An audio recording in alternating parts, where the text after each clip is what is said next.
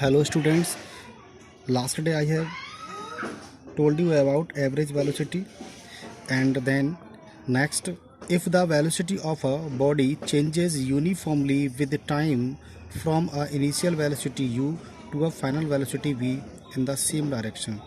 If a velocity of a body, यानी जब कोई ऑब्जेक्ट अपनी वेलोसिटी को चेंजेस बदलती है uniformly with time from a initial velocity to u to final velocity, यानी कि यू वेलोसिटी से वी, यानी कि यू से मतलब है इनिशियल वेलोसिटी और वी से मतलब है फाइनल वेलोसिटी, यानी कि इनिशियल वेलोसिटी से फाइनल वेलोसिटी में अपनी वेलोसिटी को चेंज करती है इन द सेम डायरेक्शन और एक ही दिशा में, देन तो एवरेज वेलोसिटी फाइंड होगी, वो हो जाएगी initial velocity plus final velocity upon 2, यानी कि इस तरीके से एक न्यू फॉर्मूला बन जाएगा आपका ये, यानी v a b equal to u plus v upon 2। इस तरीके से आपका ये एक फार्मूला और बन गया।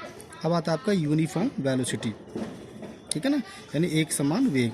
If a moving body covers equal displacement in equal intervals of time, यानी कि जब कोई मूविंग बॉडी इक्वल डिस्प्लेसमेंट को इक्वल इंटरवल्स ऑफ टाइम में कवर करती है, दैट इज़ और इन डेफिनेट डायरेक्शन और एक निश्चित दिशा में, that is called uniform velocity. दस द वेलोसिटी रिमेन्स कांस्टेंट। इस तरीके से यूनिफॉर्म वेलोसिटी जो है कांस्टेंट रहती है। क्यों? क्योंकि वहाँ पर जो टाइम है और जो डिस्प्लेसमेंट है वो इक्वल है, इसलिए यहाँ पर यूनिफॉर्म वेलोसिटी होगी। नेक्स्ट आती है आपकी नॉन यूनिफॉर्म वेलोसिटी।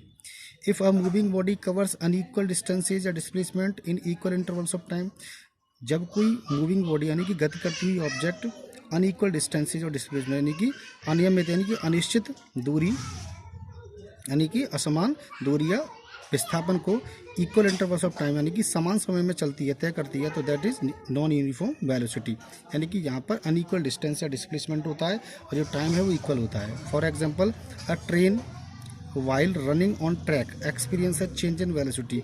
एक जो ट्रेन है जब वह कहाँ पे दौड़ती है? ट्रैक पर, यानी कि पटरी पर दौड़ती है, तो यहाँ पर चेंज इन वेलोसिटी, यहाँ पर उसकी वेलोसिटी में चेंजिंग होती है इस तरीके से, ठीक है।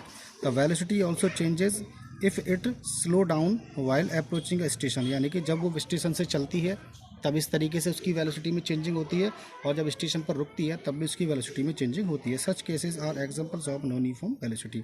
इस तरीके से जो इसके एग्जांपल्स होते हैं वो आपके नॉन यूनिफॉर्म वेलोसिटी को ही डिफाइन करते हैं। ओके स्टूडेंट्स, अब आपका आता है difference between velocity and speed.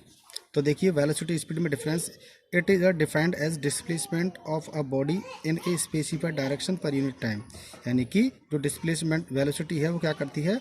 एक डेफिनेट डायरेक्शन में डिस्प्लेसमेंट को, ठीक है ना, क्या करती है? टाइम के साथ कवर करती है, ठीक है। इस तरीके से वेलोसिटी होती है। और स्पीड में क्या होता है? It is defined as distance travelled by a body per unit time, यानी कि जब कोई ऑब्जेक्ट समय के साथ किसी डिस्टेंस को कवर करती है तो that is called speed. It is a vector quantity. Velocity vector quantity होती है, स्केलर क्वांटिटी होती है। और velocity of a body can be positive, negative और जीरो, यानी कि जो वेलोसिटी है पॉजिटिव हो सकती है, नेगेटिव हो सकती है और जीरो भी हो सकती है। और जो स्पीड है वो कैसी होगी? ऑलवेज पॉजिटिव होगी, नेगेटिव और जीरो कभी नहीं हो सकती। Thank you students.